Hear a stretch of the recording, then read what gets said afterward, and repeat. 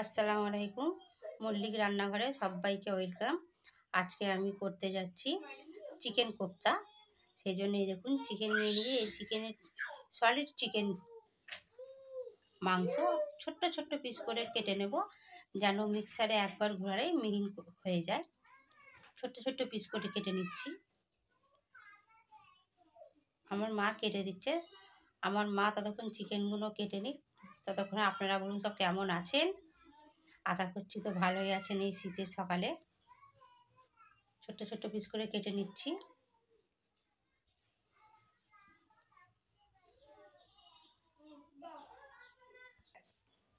এই যে ছোট ছোট পিস করে কেটে নিয়েছি।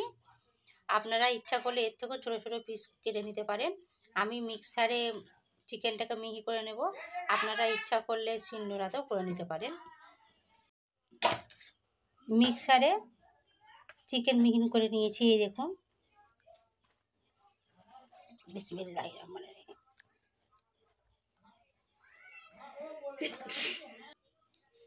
এই দেখুন নিয়ে নিয়েছি। এবার আমি অ্যাড করব আদা এবং রসুন একসঙ্গে পেস্ট করে রেখেছি। অ্যাড করব সামান্য লঙ্কার গুঁড়ো।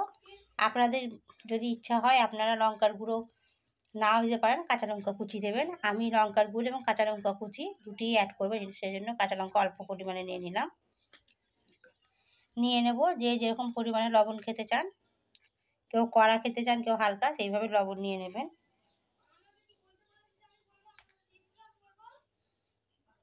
কাঁচা লঙ্কা কুচি নিয়ে নিলাম।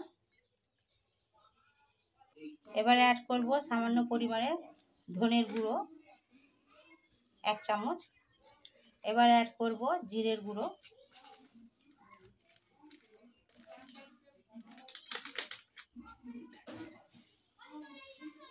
জিরার গুঁড়া দিয়ে দিলাম।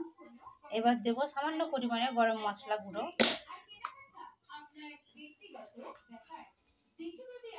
1/2 চামচ। এবার আমি অ্যাড করব সাদা তেল। এবার ভালো করে আমি ম্যারিনেট করে 3 থেকে 4 ঘন্টা রেখে দেব।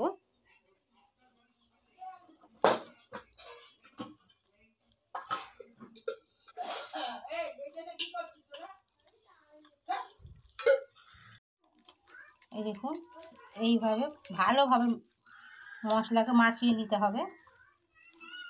এই ম্যারিনেট করে আপনারা যতক্ষণ পারেন রেখে দেবেন।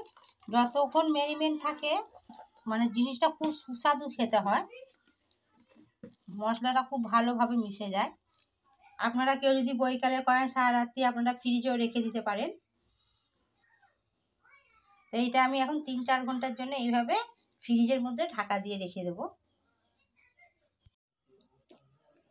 আমার 2 থেকে 3 ঘন্টা হয়ে গেছে, ফ্রিজে রেখেছিলাম। ফ্রিজ থেকে বার করে নিলাম। এবার সামান্য আমি সাদা তেল হাতে ভালো করে লাগিয়ে নিলাম। শেপ সাইজ অনুযায়ী গোল করে নিতে হবে। গোল গোল করে নিয়ে 1 ঘন্টা আবার আমি ফ্রিজে রেখে দেবো ঢাকা দিয়ে।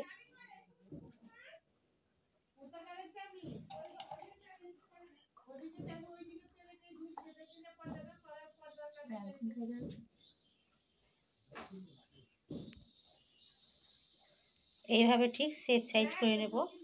আগে একটু সামান্য হাতে তেল নিয়ে নেবেন। তেল হাতে না নিয়ে নিলে এই চিকেনের পেস্ট সব হাতে লেগে যাবে। এই দেখুন এইভাবে আমি প্রত্যেকটা তৈরি করে নিয়েছি। 1 ঘন্টা ফ্রিজ আপ করে দেবো। এবারে আমার এক সাইডটা হয়ে গেছে, আমি এবার এক সাইডটা পাল্টে নেব। এইভাবে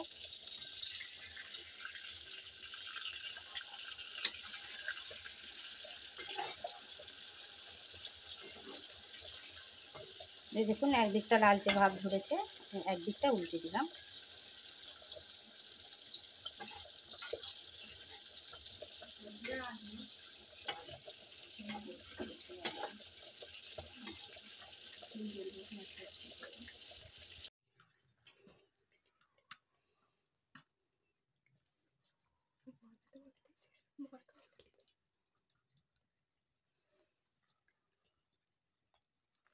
ভালোই হয়েছে।